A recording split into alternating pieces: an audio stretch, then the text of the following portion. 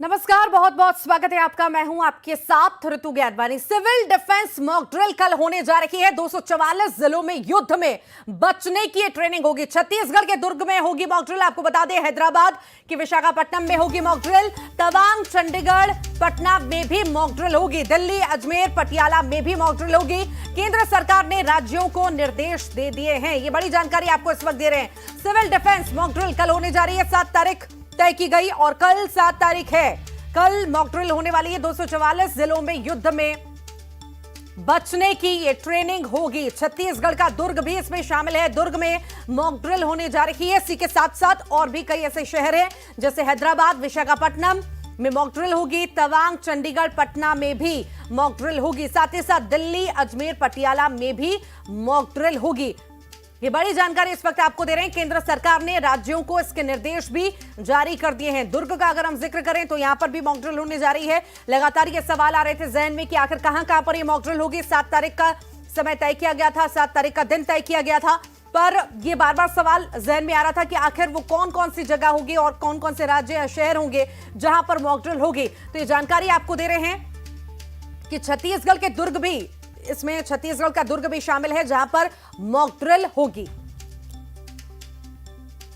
ये कहता है क्या वो अपनी जाति बताता है? मसला ये होगा, मैं कहूंगा मैं हिंदू हूं तो मैं जाति बताऊंगा, क्योंकि जाति तो सिर्फ हिंदुओं में है। सबने कहा ना, जाति सिर्फ हिंदुओं में है, ऐसा कहा, आप भी जानते हैं, और कहीं तो नहीं। तो हिंदू जो होगा वो उसकी जाति पूछी जानी चाहिए।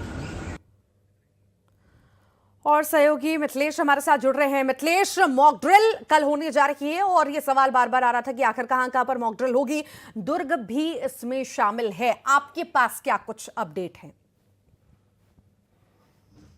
देखिए, बिल्कुल दुर्ग शामिल है क्योंकि ये भिलाई में सबसे बड़ा भारत सरकार का कारखाना है जहाँ पर हजारों लोग काम करते हैं। इसको मिनी इंडिया भी कहा जाता है, जहाँ पर हर धर्म के, हर संप्रदाय के लोग रहते हैं, हर प्रदेश के लोग रहते हैं। यही वजह है कि यहाँ पर जो है बड़ी संख्या में लोग निवास करते हैं। सबसे बड़ा कारखाना है और इसके साथ ही भिलाई इस्पात संयंत्र के साथ साथ करीब 200 ऐसे जिसको ये कहा जाए कि छोटे उद्योग हैं जो भिलाई इस्पात संयंत्र से ताल्लुक रखते हैं और वहाँ भी हजारों की संख्या में लोग काम करते हैं। तो ऐसे में काफी आर्थिक दृष्टिकोण से काफी महत्वपूर्ण हो जाता है, काफी महत्वपूर्ण शहरों में आता है क्योंकि 200 उद्योग हैं और साथ ही भिलाई इस्पात संयंत्र जहां करीब 50,000 लोग काम करते हैं, जो भारत सरकार के सबसे प्रमुख उपक्रम माना जाता है। इस वजह से ये काफी महत्वपूर्ण हो जाता है। शैक्षणिक संस्थाएं के यहाँ पर काफी अधिक है जहाँ दूर दूर से लोग पढ़ने के लिए आते हैं। तो कुल मिलाकर ये देखा जाए कि हर दृष्टिकोण से भिलाई इस्पात संयंत्र होने की वजह से भिलाई काफी महत्वपूर्ण हो जाता है। भिलाई और दुर्ग राजनीतिक दृष्टिकोण से भी काफी महत्वपूर्ण होता है। तो इस वजह से ये देखा जा रहा है कि ये काफी हाई अलर्ट रहा है।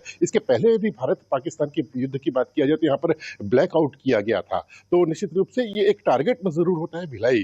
तो इस वजह से इसको अलर्ट में रखा गया है। जल्दी मॉक ड्रिल की जाएगी और ये इसको किस तरह से सुरक्षित रखना है ये तय किया जाएगा। जी, वाकई मॉक ड्रिल होगी और बहुत महत्वपूर्ण आप जानकारी इस वक्त दे रहे हैं। ये भी कुछ जानकारी समय की, कैसे क्या इसके इंतजाम किए गए होंगे, इस बारे में कुछ जानकारी मिथिलेश? देखिए, अभी प्राथमिक रूप से जानकारी आई है। जल्द ही इसमें पूरे बैठक होगी, उच्चाधिकारी इसमें शामिल होंगे। बैठक में तय किया जाएगा कि किस तरह से हम सुरक्षा रखेंगे, क्योंकि काफी महत्वपूर्ण ये उपक्रम माना जाता है भिलाई इस्पात संयंत्र। तो इसकी सुरक्षा को भी जिस तरह से सीआईएसएफ जो यहाँ पर सुरक्षा देता है, काफी गोपनीय ये सुरक्षा होती है। इस तरह से जिला पुलिस और अब तो पूरे प्रदेश की नजर इस पे है। तो निश्चित रूप से अब जो है इस पे मॉक ड्रिल किया जाएगा, सुरक्षा के मानक तय किए जाएंगे कि किस तरह से सुरक्षा रखी जाएगी। लेकिन यह जरूर है कि कुछ दिनों के पहले की यदि बात किया जाए तो सीआईएसएफ काफी अलर्ट मोड में है। हर लोगों की, आने जाने वाले लोगों की जो है वो सुरक्षा की जा रही है। वहां पर देखा जा रहा है कि कहीं अवैध तरीके से अंदर दाखिल तो नहीं कर रहा है, क्योंकि अक्सर ये देखा गया है कि भिलाई इस्पात संयंत्र में कोई फर्जी गेट पास लेकर अंदर दाखिल हो जाता है और कहीं न कहीं सुरक्षा में चूक मानी जाती है। तो इसमें एहतियात के रूप में काफी ये एहतियात बरता जा रहा है। वहां पर सीआईएसएफ के जवान जो है वो तैनात है। हर आने जाने वालों पर नजर रखी जा रही है। सीसीटीवी कैमरे तो पहले से ही लगे हैं, उसमें और भी चौकन्ना होकर उसमें नजर रखी जा रही है ताकि कोई अवैध जो लोग हैं वो अंदर प्रवेश ना कर पाए और सुरक्षा में कोई चूक ना हो। तो ये एक अंदरूनी रूप से तैयारी है। इसके साथ में जो बाहरी रूप से यदि बात किया जाए तो जिला पुलिस अब तय करेगी कि किस तरह से इसमें सुरक्षा दी जानी है। मॉक ड्रिल भी किया जाएगा और सभी की सुरक्षा ये पहली प्राथमिकता होगी। ठीक, बहुत बहुत शुक्रिया मिथिलेश। और चलिए आगे बढ़ते हैं। मुरैना का